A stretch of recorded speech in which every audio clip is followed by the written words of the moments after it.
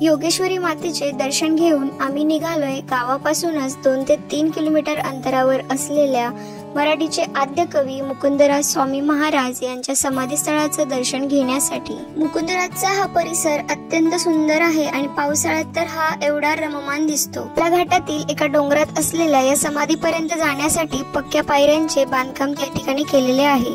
मुकुंदराज स्वामी महाराज आणि राजा जयपाल यांच्या चरित्रानुसार असे समजते की स्वामी महाराज ज्या ठिकाणी अंतर्धान पावले त्या ठिकाणी त्यांच्या भक्तांनी समाधी बांधलेली आहे। डोंगर करून हे बांधकाम केलेले असून याच ठिकाणी मुकुंदराज स्वामींनी विवेक सिंधू या ग्रंथाची रचना केलेली आहे। जवळच जयवंती नदी डोंगराच्या कड्यावरून खाली दरीत कोसळते आणि ही दरी अश्वदरी या नावाने ओळखली जाते। मराठी भाषेचा उगम अंबेजोगाई येथे झाल्याचे विविध भाषातज्ञांचे एकमत आहे। त्यामुळेच अंबेजोगाईला मराठी भाषेची जननी म्हणून मान्यता मिळालेली आहे। नुकतेच अंबेजोगाईला पुस्तकांचे गाव म्हणून घोषित करण्यात आलेले आहे। एवढा इतिहास तर नक्कीच माहिती असावा।